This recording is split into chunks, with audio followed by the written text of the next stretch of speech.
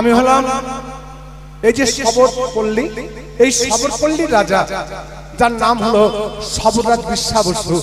তার একমাত্র কন্যা, আমার নাম হলো ললিতা।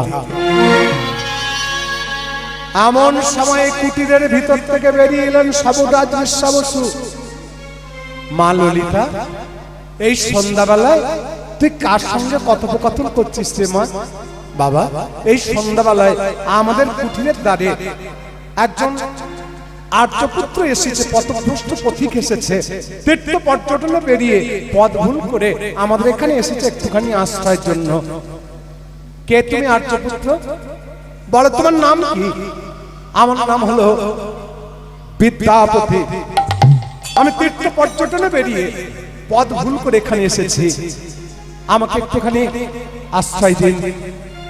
হে আর্যপুত্র, আমি শবরাজ বিশ্বাবসু হতে পারি, আমি কিন্তু এমন অবিবেচক নই যে আশ্রয়হীনকে, পথভ্রষ্ট পথিককে আমি আশ্রয় দেব না।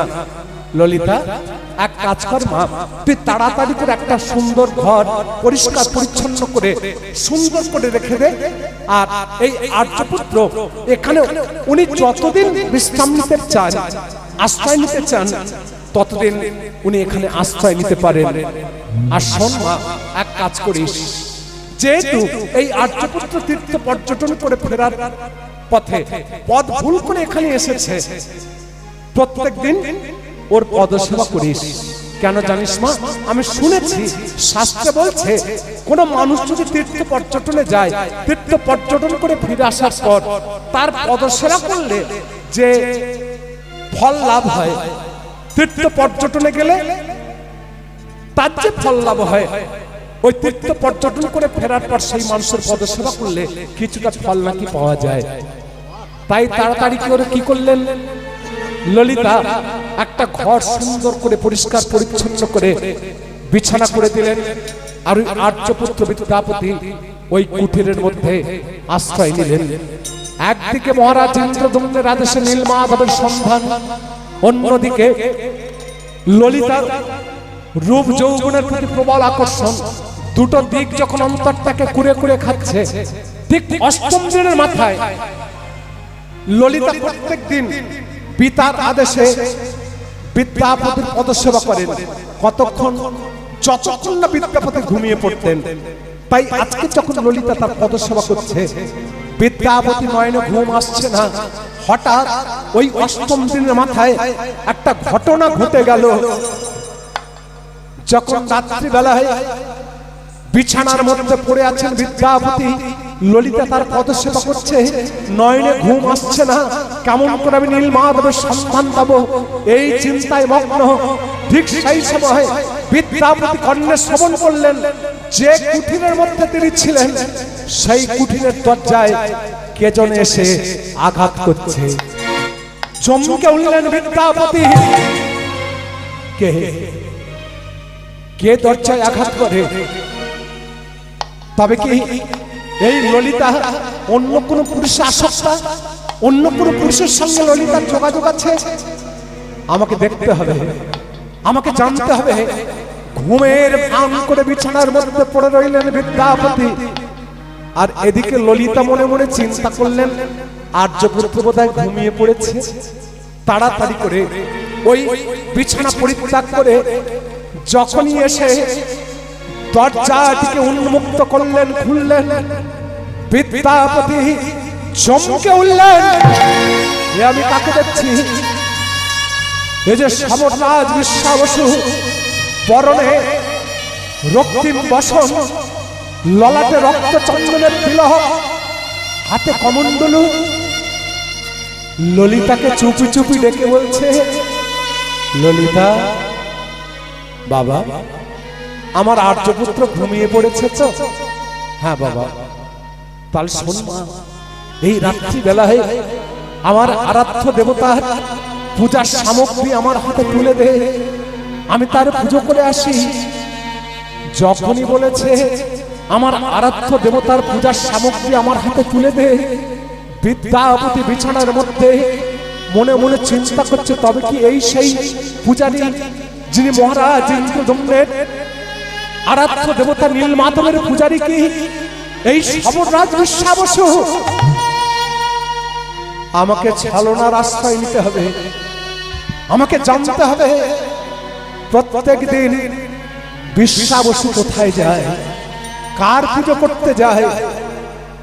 তাই যাবার সময় বলে যাচ্ছে, মা ললিতা দেখিস মা, রোজ রাত্রিকাল আমি কোথায় যাই, কার পুজো করতে যাই।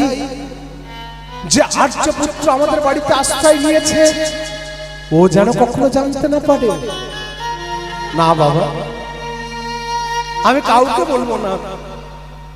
তুমি কার পুজো করতে যাও এ কথা কেউ জানবে না, দু বাপ বেটিতে ছাড়া কেউ জানবে না। সাবতাজ বিশ্বা বসু রাত্রি বেলায় চলে গেলেন তার আরাধ্য দেবতার পুজো করতে। আর ললিতা দরজাটাকে বন্ধ করে যখনই আর্যপুত্রের বিছানার কাছে এসেছে, এসে দেখলেন বিদ্যাপতি তখনও ঘুমায়নি। চমকে উঠলেন বিদ্যাপতি। ললিতা তুমি কাঁপছো কেন? তোমার সার্বাঙ্গ থরথর করে কাঁপছে কেন?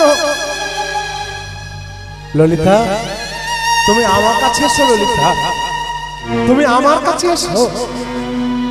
ললিতা আগামীকাল যখন তোমার পিতা ফিরে আসবেন, তোমার পিতার কাছে তুমি একটা প্রস্তাব নিয়ে যাবে। কি প্রস্তাব? না, আমি তোমাকে বিবাহ করতে চাই। অসম্ভব! আপনি কি বলছেন? আমি যে সবর কন্যা আর আপনি যে আর্যপুত্র। ললিতা আমি যে তোমাকে ভালোবাসি ললিতা। ভক্তমণ্ডলী ভক্তমতী মায়েরা বিদ্যাপতির বাড়িতে বিবাহিতা স্ত্রী থাকা সত্ত্বেও ছলনার আশ্রয় নিয়ে ওই ললিতাকে বিবাহ করার জন্য প্রস্তাব দিলেন। তোমার পিতার কাছে তুমি এই প্রস্তাবটাই জানাবে। পরের দিন সকালবেলায় যখন বিশ্বা বসু তার আরাধ্য দেবতার পুজো শেষ করে ফিরে এলেন, ললিতা এগিয়ে গেলেন পিতার কাছে। বাবা, মা, বল মা, তুই আমায় কিছু বলবি? বাবা, আমাদের বাড়িতে আর্যপুত্র আশ্রয় নিয়েছেন। ওই আর্যপুত্রকে আমি পতিরূপে গ্রহণ করতে চাই। অসম্ভব! এ তুই কি বলছিস মা? তোর কি মনে নাই তুই সাবর কন্যা ললিতা? ও যে আর্যপুত্র, তোর সঙ্গে ওই আর্যপুত্রের কিছুতেই বিবাহ হতে পারে না। কেন পারে না বাবা? কেন পারে না? আমি যে ওই আর্যপুত্রকে মন প্রাণ দিয়ে ভালোবেসে ফেলেছি বাবা। ললিতা ওই আর্যপুত্র কোন ছলনার আশ্রয় নিয়ে তোকে বিবাহ করতে চাইছে না তো? না বাবা, আমি সত্যি সত্যি আর্যপুত্রকে ভালোবেসে ফেলেছি। আর ওই আর্যপুত্র ও যে আমাকে মন প্রাণ দিয়ে ভালোবেসে ফেলেছে বাবা। তুমি অনুমতি দাও।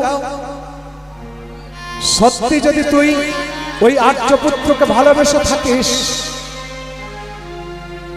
ও যদি তোকে সত্যি সত্যি ভালোবেসে থাকে, তাহলে আমি কথা দিলাম আগামী শুক্লপক্ষের পঞ্চমী তিথিতে তোর সঙ্গে ওই আর্যপুত্রের বিবাহ সুসম্পন্ন হবে।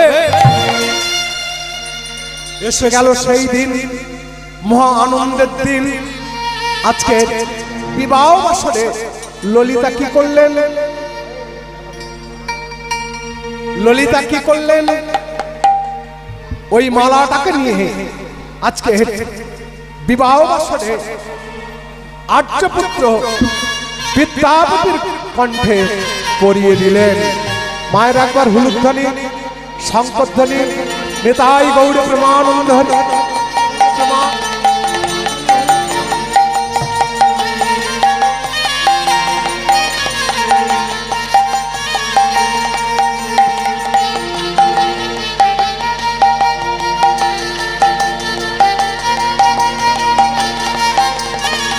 এটাই গৌর প্রেমানন্দ একবার হরি হরি হরি বল।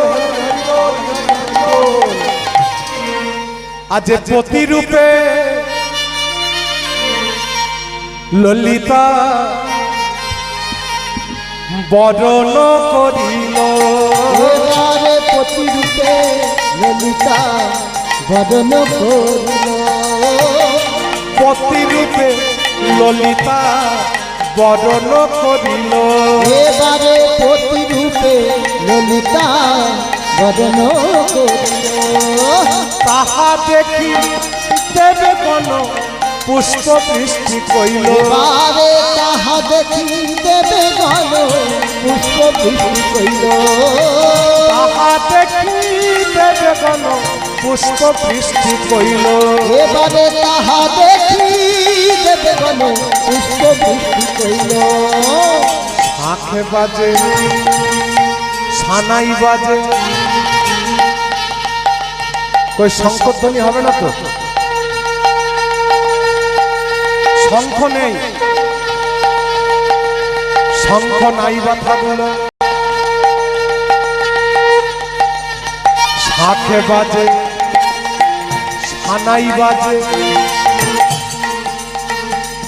না হয় হুলুদ ধ্বনি, হুলুদ ধ্বনি, হুলুদ ধ্বনি, হরি হরি হরি বল, হরি হরি হরি বল, শাঁখে বাজে সানাই বাজে মাদলেরই রোল, দেখো সাগে বাজে সানাই বাজে মাদলেরই রোল, শাঁখে বাজে সানাই বাজে মাদলেরই রোল, দেখো সাগে বাজে সানাই বাজে মাদলেরই রোল, হুলুদ ধ্বনি দেয় সবে ভকত সকল, আবারে হুলু ধ্বনি দেয় সবে ভকত সকল, ধ্বনি দেয় সবে ভকত সকল, আবারে শঙ্খ ধ্বনি করে গো রমণী সকল, আজ কি আনন্দ, বলে আজ কি আনন্দ, আজ কি আনন্দ, আজ কি আনন্দ, হুলুদ ধ্বনি দেয় ভক্ত, বলে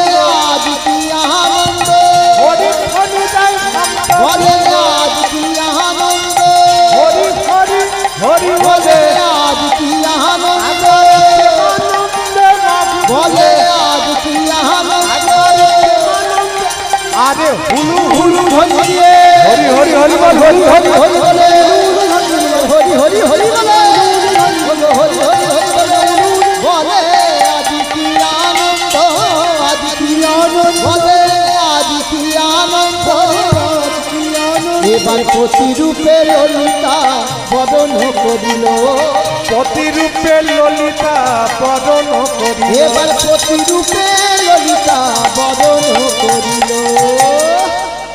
তাহলে বিয়েটা হলো। ও আচ্ছা আচ্ছা, মহোৎসব কমিটির পক্ষ থেকে গ্রামবাসীর কাছে একান্ত নিবেদন, যাদের মানসিক করা,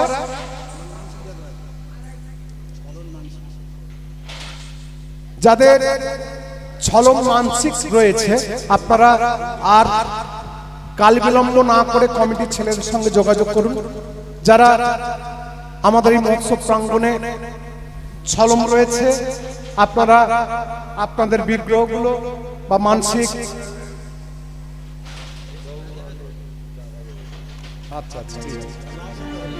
তো যাই হোক, তা আপনারা কমিটির ছেলেদের সঙ্গে যোগাযোগ করে আপনাদের মানসিক যে বস্তুগুলো করা আছে সেগুলো দিয়ে যাবেন। হরে কৃষ্ণ।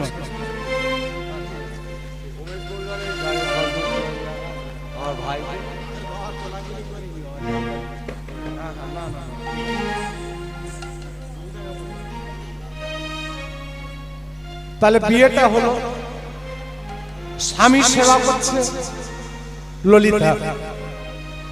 এইভাবে দেখতে দেখতে তৃতীয় রাত্রি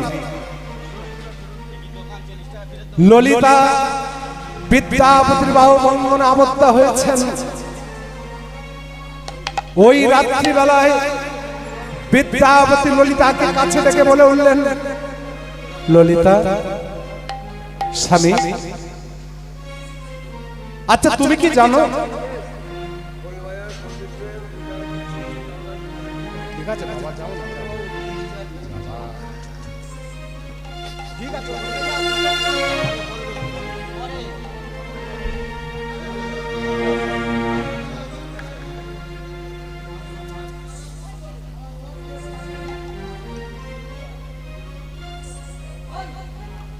তাই ছিলাম, ভুলে গেলাম।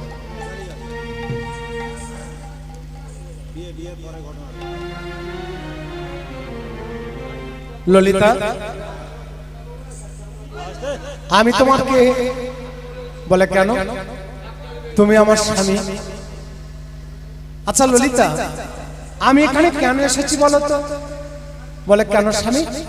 তুমি তো তীর্থ পর্যটনে গিয়ে পথভ্রষ্ট হয়ে, পথ ভুল করে তুমি এখানে এসেছো আশ্রয়ের জন্য। বিদ্যাপতি অমনি ওই রাত্রিবেলায় বলে উঠলেন, না ললিতা, আমি সে কারণে আসিনি। আমি এসেছি অবন্তী নগরের রাজা মহারাজ ইন্দ্রদম্নের আদেশে নীলমাধবের সম্মান করতে। ললিতা আবেগের বশে বলে উঠলেন, স্বামী, প্রত্যেকদিন আমার পিতা কার পুজো করতে যায় জানো? কার পুজো করতে যায় ললিতা? বলো বলো, কার পুজো করে তোমার পিতা? আবেগের বশে ললিতা ওই রাত্রিকালে বলে উঠল, আমার পিতা রোজ রাত্রিবেলায় নীলমাধবের পুজো করতে যায়। কথাটা বলে দিয়ে ললিতা চমকে উঠলেন, এ আমি কি করলাম? আমি আমার স্বামীর ভালোবাসায় আবদ্ধ হয়ে আবেগের বশে আমার স্বামীর কাছে আমি প্রকাশ করে ফেললাম আমার পিতা যে নীলমাধবের পূজারী। আমি তো আমার স্বামীর কাছে বলে ফেললাম, হে মাধব, এ আমি কি করলাম?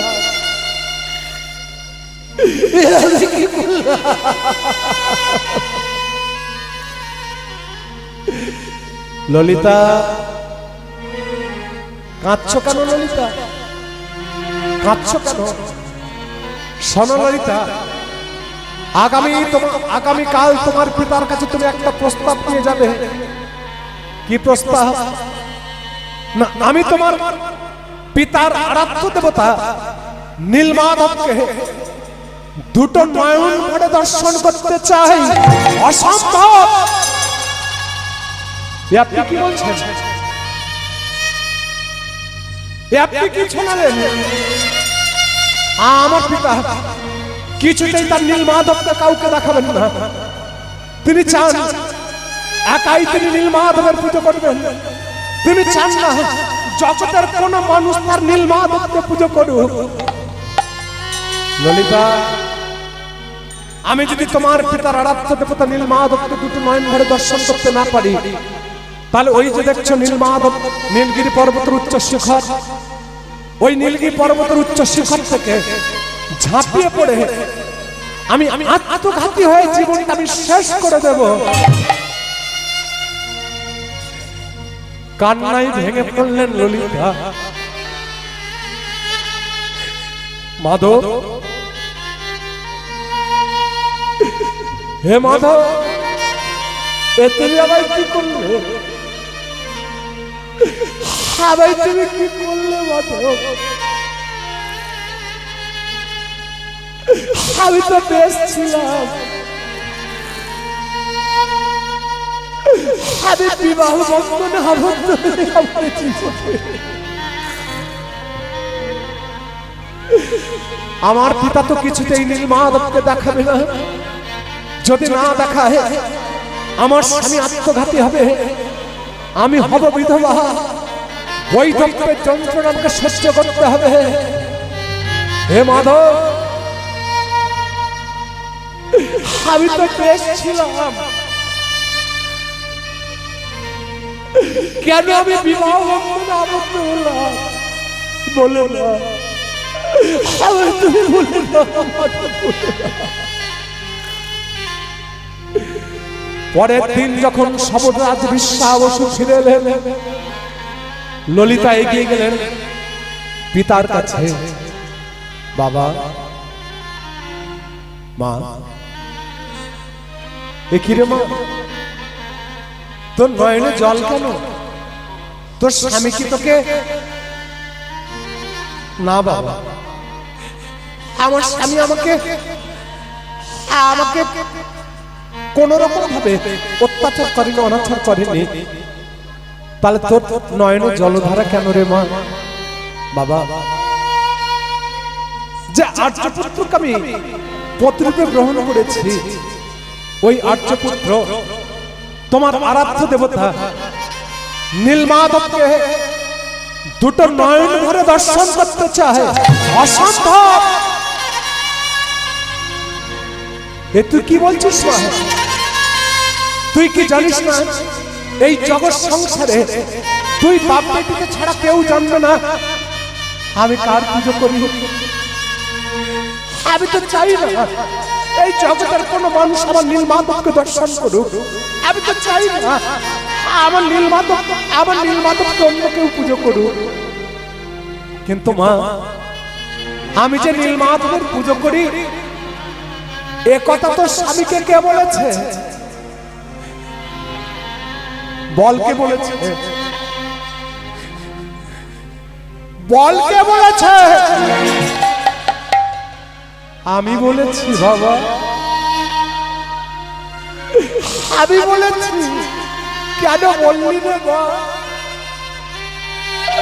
কেন তুই এমনি করে আমাকে হারিয়ে দিলি? কেন কেন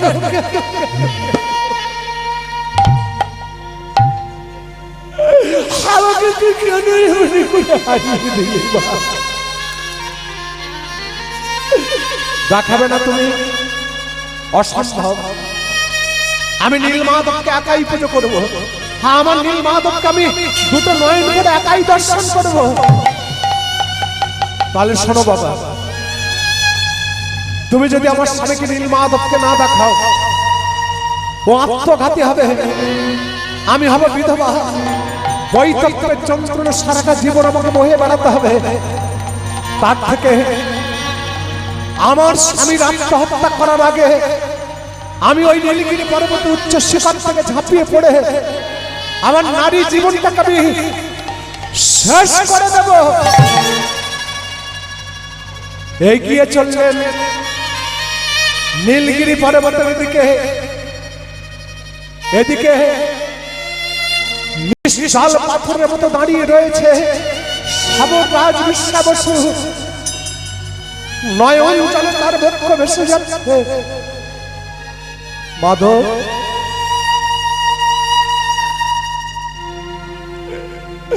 এখন আমি কি করবো মাধব? আমি কাকে রাখবো, কাকে বলবো? একদিকে আমার নীলমাধব, অন্যদিকে আমার সাত নয় পাঁচ নয় একটা মাত্র কন্যা ললিতা। আমি কাকে রাখবো? আমি কাকে রাখবো? হে ভক্তমণ্ডলী, ভক্তিমতী মায়েরা, এই জগৎ সংসারের প্রত্যেকটা পিতামাতা আমরা সন্তানদের কাছে একটা জায়গায় হেরে যাই। একটা জায়গায় আমরা হেরে যাই। সেটা কোন জায়গায় বলুন তো মা? সেটা হলো সন্তানের মায়ার কাছে, সন্তানের ভালোবাসার কাছে। এই জগৎ সংসারে আমরা প্রত্যেকটা পিতামাতা হেরে যাই। বলবেন কি রকম? একটা ছেলে সবে মাত্র 1 মাস হলো বিবাহ করেছে। দুই স্বামী স্ত্রীতে রাত্রিবেলায় বিছানার উপরে যখন শুয়ে আছে, হঠাৎ মাঝরাত্রিতে ছেলেটার বউ, ছেলেটার স্ত্রী ছেলেটার পিঠে চাপড় মেরে ডাকছে, শ্যামল, শ্যামল, ও শ্যামল। আচ্ছা মায়েরা, আপনারাও তো ডাকেন, স্বামীকে ডাকেন না আপনারা? আপনারা এইরকম মডার্ন কায়দা দিয়ে ডাকেন যেন শুনলে মনে হয় ঠাকুমা নাতির নাম ধরে ডাকছে, তাই না? তাই না? তাহলে স্ত্রী যখন তার পিঠে চাপড় মেরে শ্যামল শ্যামল বলে ডেকেছে, শ্যামল তাড়াতাড়ি করে ওই মাঝরাত্রিতে বিছানার উপরে উঠে বসেছে। কি ব্যাপার, তুমি মাঝরাত্রিতে আমাকে ডাকলে কেন? বলে, দেখো শ্যামল, আমি তোমাকে কেন ডেকেছি জানো? আচ্ছা এই রাত্রিকালে তুমি আমাকে একটা সত্যি কথা বলবে? বলো। আচ্ছা তুমি আমাকে কতখানি ভালোবাসো? বলে এই রাত্রিকালে তোমাকে বলতে হবে আমি কতখানি তোমাকে ভালোবাসি। দেখো আমি তোমাকে খুব ভালোবাসি, আর কতখানি ভালোবাসি এটা আজকের নয়, আগামীকাল সকালবেলা আমি তোমায় বলবো, তুমি এখন ঘুমিয়ে পড়ো। বলে, তুমি এখন বলতে পারবে না কেন? বলতে পারবো না কেন জানো? পাশের ঘরে আমার বৃদ্ধা মা ঘুমোচ্ছে। আমাদের এই সামান্য কথাবার্তা যদি আমার মায়ের কানে যায়, আমার মা আর ঘুমোবে না, সারা রাত্রি জেগে বসে থাকবে। তাই তুমি এখন ঘুমিয়ে পড়ো, কাল সকাল হলে আমি তোমাকে বলবো আমি ঠিক কতখানি তোমাকে ভালোবাসি। বউ তো শুনলো না। বলে, দেখো শ্যামল, এই রাত্রিকালে তুমি যদি আমাকে না বলো যে ঠিক কতখানি আমাকে ভালোবাসো, আমি কিন্তু আমার বাপের বাড়ি থেকে যা যা জিনিসপত্র দিয়েছে, মূল্যবান বস্তু দিয়েছে, সমস্ত কিছুকে গুছিয়ে নিয়ে এই রাত্রিকালে আমি সোজা বাপের বাড়ি চলে যাব। ওই রাত্রিকালে স্ত্রীর বশবর্তী হয়ে, স্ত্রীর মায়ার কাছে, ভালোবাসার কাছে পরাহুত হয়ে, ভালোবাসার কাছে ভালোবাসায় বশবর্তী হয়ে শ্যামল বলে উঠল, এই রাত্রিবেলা তোমাকে বলতে হবে? বলে, হ্যাঁ। বলো ঠিক কতখানি তুমি আমাকে ভালোবাসো? বলে, দেখো আমি তোমাকে খুব ভালোবাসি। বলে, খুব ভালোবাসো? বলে, হ্যাঁ। এই রাত্রিকালে তুমি আমার কাছে যা চাইবে আমি তোমাকে তাই এনে দেবো। বলে, আমি তোমার কাছে যা চাইবে তুমি তাই দেবে? বলে, হ্যাঁ দেবো। বলে, তুমি কি চাও? সঙ্গে সঙ্গে তার স্ত্রী বলে উঠল, পারবে, পারবে। তোমার বৃদ্ধা মা পাশের ঘরে ঘুমিয়ে রয়েছে, এই রাত্রিকাল একটা ছুরি হাতে নিয়ে ওই ঘুমন্ত মায়ের বুকে বসিয়ে দিয়ে মায়ের বুকখানাকে চিরে হৃৎপিণ্ডটাকে তুমি কেটে এনে দেখাতে পারবে? ওই মা যে রাত্রিতে ছেলেটা স্ত্রীর ভালোবাসায় পাগল হয়ে সে তাকে কতখানি ভালোবাসে এই প্রমাণ করার জন্য একটা ছুরি হাতে নিয়ে ওই গভীর রাত্রিতে এক পা দুপা করে এগিয়ে চলেছে যে ঘরের মধ্যে তার বৃদ্ধা মা ঘুমিয়েছিল। ঘরের চৌকাঠ পেরিয়ে ভেতরে প্রবেশ করে দেখছে তার মা কি সুন্দরভাবে বিছানার মধ্যে ঘুমিয়ে আছে। ও মায়েরা, বাবা মা যখন বৃদ্ধ হয়, বয়স হয়, তারা খুব নিশ্চিন্তে ঘুমোয়। কেন জানেন তো? তারা জানে পাশের ঘরে আমার ছেলে বৌমা রয়েছে, আমার কেউ ক্ষতি করতে পারবে না। তাই বাবা মা যখন বৃদ্ধ হয় খুব শান্তিতে ঘুমোয়। ছেলেটা ছুরিটা হাতে নিয়ে বিছানার কাছে যেখানে মা ঘুমোচ্ছিল মাথার ধারে দাঁড়িয়ে আছে, মাকে দেখছে, মাকে দেখছে।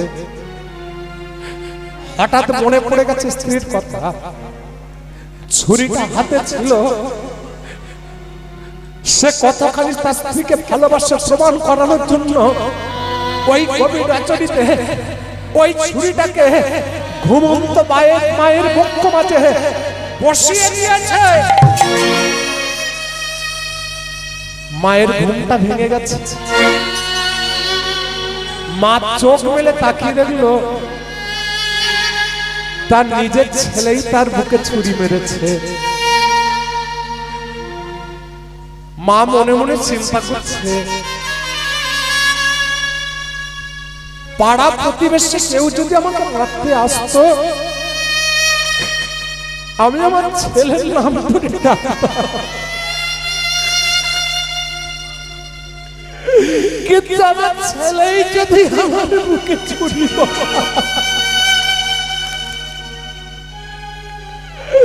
আমি কাকে ডাকবো? কে আমাকে রক্ষা করবে?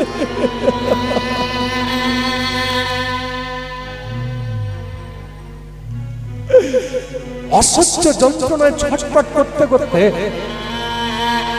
মা মারা গেল। পাগল ছেলেটা মায়ের মুখখানাকে চিরে হৃদপিণ্ডটাকে নিয়ে ঘর থেকে বেরিয়ে আসছে।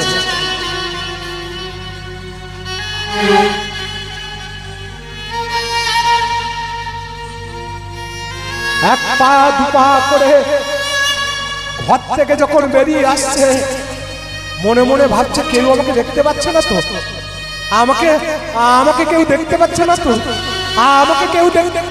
এইভাবে যখনই চৌকাঠ পেরিয়ে ছেলেটা ঘর থেকে বেরিয়ে যেতে যাবে, চৌকাঠে পায়ে পা জড়িয়ে গিয়ে ছেলেটা অবধি মুখ থুবড়ে পড়ে গেল।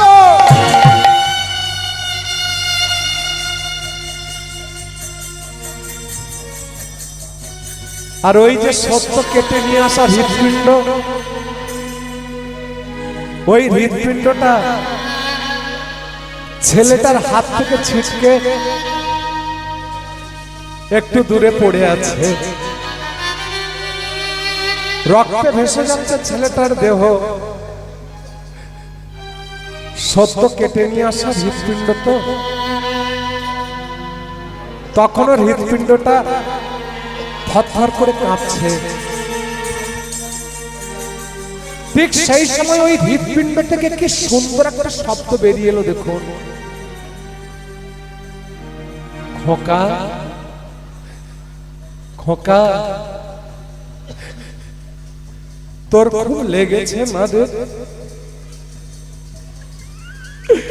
তোর খুব লেগেছে না রে? আমি তো তোর মা, তুই আমার বুকে চুরি মেরেছিস না, কি হয়েছে? আমি যে তোর মা। আয় বাবা, আবার তুই বলে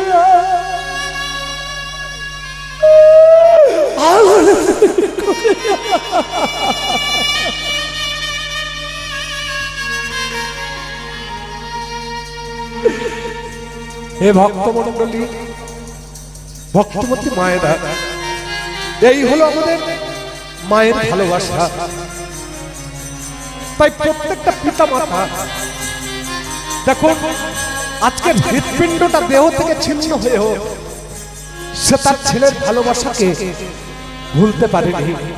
তাই আজও বিশ্বাবস্য সে তার মেয়ে ললিতার ভালোবাসায় মুক্ত হয়ে মায়ের কাছে পরাহত হয়ে ডেকে উঠলেন, ললিতা ললিতা, যাস মা, আত্মঘাতী অস্ত্র মা, ডাক্তার স্বামীকে ডাক, আমি আমার নীল মাধবকে দেখাবো। ডেকে আনলেন তোর স্বামীকে। ললিতা তাড়াতাড়ি করে বিদ্যাপতিকে ডেকে দিয়ে এলেন। বিদ্যাপতি, তুমি আমার নীল মাধবকে দর্শন করতে চাও? গভীর জঙ্গলের মধ্য দিয়ে পথ, হিংস্র জন্তুর ভয়, বিষাক্ত সাপের ছবলের ভয়, সমস্ত বাধাকে অতিক্রম করে তুমি যেতে পারবে নীল মাধবকে দর্শন করতে। বিদ্যাপতি মনে মনে চিন্তা করছে, মা, গভীর জঙ্গলের মধ্যে দিয়ে পথ, বিষাক্ত সর্পের ছোবলের ভয়, হিংস্র জন্তুর খাদ্যবস্তুতে পরিণত হব আমি। হিংস্র জন্তু আমাকে আমার দেহটাকে ছিঁড়ে ছিঁড়ে খাবে। আবার মনে মনে চিন্তা করছে, ভগবানকে দর্শন করতে যাওয়ার পথে যদি জঙ্গলের মধ্যে হিংস্র জন্তুতে আমার দেহটাকে ভক্ষণ করে, তাতে অলাভটা কি? ঈশ্বরকে দর্শন করতে যাওয়ার পথেই তোমার প্রাণটা চলে যাবে। হ্যাঁ আমি যাব, সমস্ত মাথা উপেক্ষা করে আমি যাব। তবে একটা শর্ত আছে। কি শর্ত? আমি কিন্তু তোমাকে চোখ খোলা অবস্থায় নিয়ে যাব না, আমি তোমাকে চোখ বেঁধে নিয়ে যাব। কিন্তু আমি দেখবো কেমন করে, পথ চলবো কেমন করে? বলে কেন? এই যে আমার হাতে রয়েছে কমণ্ডলু, আর এই কমণ্ডলুর মধ্যে রয়েছে জল। ছলাক ছলাক ছলাক শব্দ করতে করতে আমি তোমার সামনে এগিয়ে যাব, আর ওই কমণ্ডলুর জলের ছলাক ছলাক শব্দ শুনে তুমি আমার পিছনে পিছনে যাবে। পারবে তুমি? হ্যাঁ আমি পারবো। মনে মনে চিন্তা করলেন, আগে তো নিজে দর্শন করি, পরবর্তীকালে মহারাজ ইন্দ্রদুম্নকে কেমন করে নীলমাধবকে উদ্ধার করা যায় সেটা পরে ভাবা যাবে। আগে তো নিজে দুটো নয়ন ভরে দর্শন করি। বেঁধে দিন আমার চোখ, আমি যাব। ভক্তমণ্ডলী ভক্তমতী মায়েরা যখন বিদ্যাপতি মনে মনে চিন্তা করছে, আমি না হয় নীলমাধবকে দর্শন করব, কিন্তু মহারাজ ইন্দ্রদুম্নকে কেমন করে নিয়ে যাব সেখানে। হঠাৎ কি হলো জানেন? পাশে দাঁড়িয়ে ছিল ললিতা। স্বামী কবির জঙ্গলের মধ্যে দিয়ে পথ যাবে নীলমাধবকে দর্শন করতে। বনের মধ্যে হিংস্র জন্তুর আঘাতের ভয়, বিষাক্ত সর্পের ছোবলের ভয়, যাতে কোনো অমঙ্গল স্বামীর জীবনে না ঘটে, তার জন্য মাঙ্গলিক সূত্র হিসাবে কিছু সরিষা একটা কাপড়ের থলেতে করে ললিতা স্বামীর কোমরে বেঁধে দিলেন। চমকে উঠলেন বিদ্যাপতি, এই তো আমি পেয়ে গেছি। পরবর্তীকালে আমি মহারাজ ইন্দ্রদুম্নকে কেমন করে নিয়ে যাব? জঙ্গলের মধ্যে দিয়ে যখন আমি যাব, তখন এই নখাগ্র দিয়ে সরিষার থলেটাকে আমি ছিদ্র করে দেব, আর ওই সরিষাগুলো পথের উপর দিয়ে ছড়াতে ছড়াতে যাবে, জঙ্গলের উপর দিয়ে ছড়াতে ছড়াতে যাবে। পরবর্তীকালে যখন মহারাজ ইন্দ্রদুম্নকে সঙ্গে করে আমি নীলমাধবকে উদ্ধার করতে যাব, নিশ্চয়ই ওই সরিষাগুলো গাছ হয়ে উঠবে, আর ওই গাছকে লক্ষ্য করে আমি নীলমাধবের কাছে পৌঁছে যাব। চলো চলুন, আমি তৈরি নীলমাধবকে দর্শন করার জন্য। বেঁধে দিন আমার চোখ।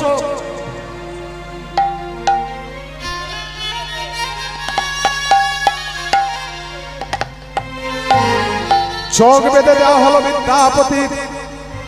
এবার বিশ্বাবসু বললেন, হে আর্যপুত্র, তুমি আমার সঙ্গে চলো, আর মুখে বলো।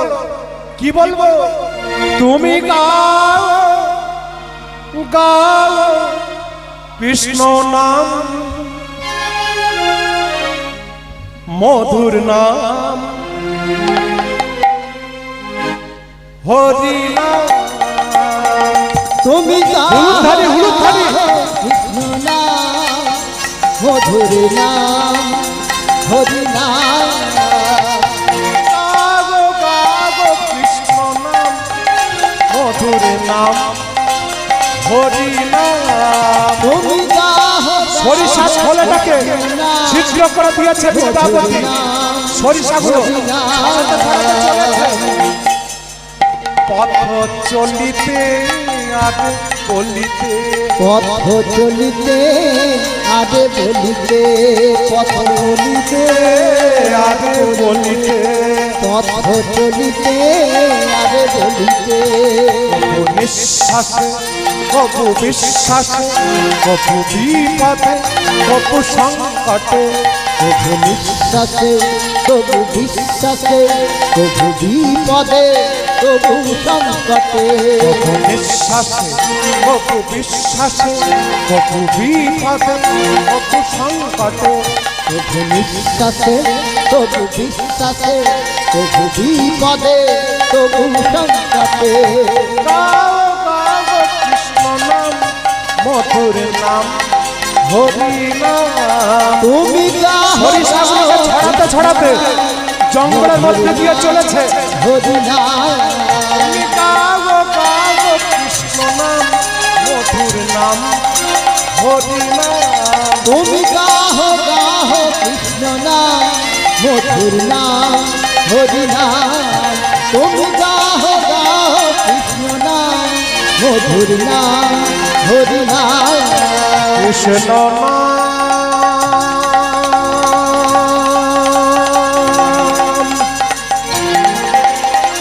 হে আর্যপুত্র চলো এগিয়ে মধুর নাম।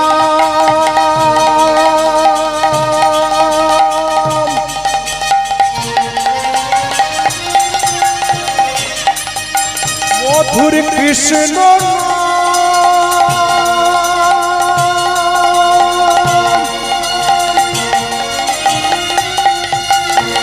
সরিষাগুলোকে ছড়াতে ছড়াতে এগিয়ে চলেছে বনের মধ্যে দিয়ে। আর কত দূর, আর কত দূর, বলো মধুর নাম।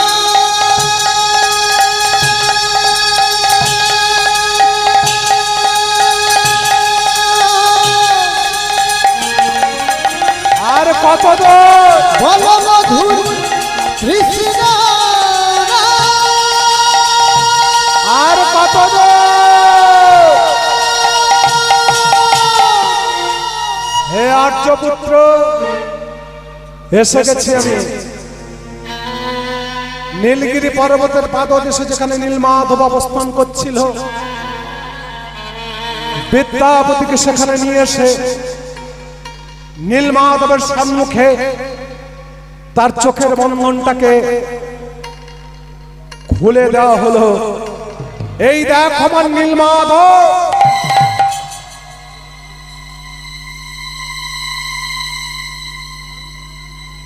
বিদ্যাপতি দুটো নয়ন ভরে নীলমাধবকে দর্শন করলেন।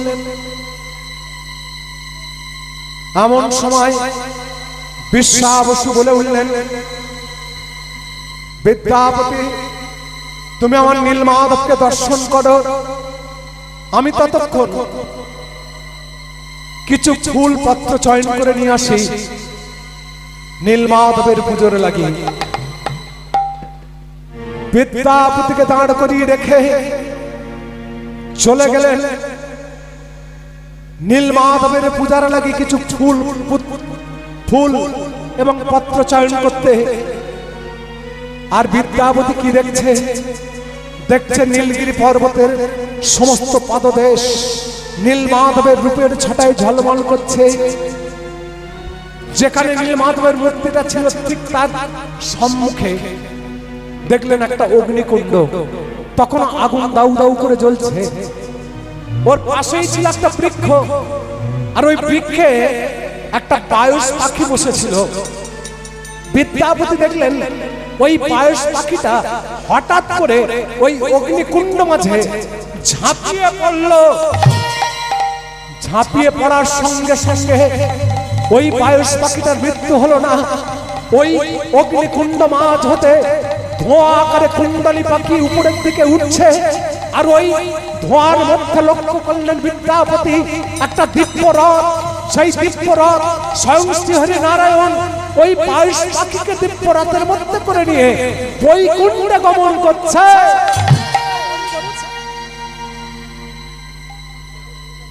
বিদ্যাপতি এই দৃশ্য দেখে মনে মনে চিন্তা করলেন, ওই পায়স পাখিটা যদি অগ্নিকুণ্ড মাঝে ঝাঁপিয়ে পড়ে বৈকুণ্ঠে গমন করে, তাহলে আমিও যদি এই মুহূর্তে অগ্নিকুণ্ড মাঝে ঝাঁপিয়ে পড়ি, তাহলে আমিও তো বৈকুণ্ঠে গমন করব। এই চিন্তা করে যেই না ওই অগ্নিকুণ্ড মাঝে নীলমাধবের সম্মুখে ঝাঁপিয়ে পড়তে যাবে, স্বয়ং নীলমাধব বলে উঠলেন, বিদ্যাপতি আমি রে, তোর সম্মুখে দাঁড়িয়ে আমি স্বয়ং নীলমাধব বলছি, তুই অগ্নিকুণ্ড মাঝে ঝাঁপিয়ে পড়ে বৈকুণ্ঠে গমন করতে চাস? ওরে তুই যদি বৈকুণ্ঠে গমন করবি, তোর কি মনে নাই তুই কেন এসেছিস সেখানে? তুই তো এসেছিস মহারাজ ইন্দ্রদ্যুম্নের আদেশে আমার সন্ধান নিতে। তুই যদি আমার সন্ধানটা পেয়েছিস, এই সংবাদটা মহারাজ ইন্দ্রদ্যুম্নের কাছে পৌঁছে না দিলে আমি যে এখান থেকে উদ্ধার পাবো না, আমি যে মুক্তি পাবো না, আমি যে জগৎবাসীর কাছে যেতে পারবো না, আমি যে জগতের নাথ হতে পারবো না। বিদ্যাপতি, তোর নিজের মুক্তিটা বড় হলো, কি চাস তুই? তোর নিজের মুক্তি না আমি জগৎ মাঝে প্রতিষ্ঠা পাই, জগৎবাসীর পুজো পাই? কি চাস তুই? বিদ্যাপতি উনি হাত দুটো জোড়ো করে বলে উঠলেন, না মাধব, আমি চাই না আমার নিজের মুক্তি, আমি চাই না বৈকুণ্ঠে গমন করতে, আমি চাই তুমি জগৎ মাঝে প্রতিষ্ঠা পাও, জগৎ মাঝে তুমি জগৎবাসীর পুজো পাও, জগৎ মাঝে তুমি জগন্নাথ হও। তাহলে এই মুহূর্তে এই স্থান পরিত্যাগ করে তুই চলে যা। যদি বিশ্বাস ফিরে এসে দেখে তুই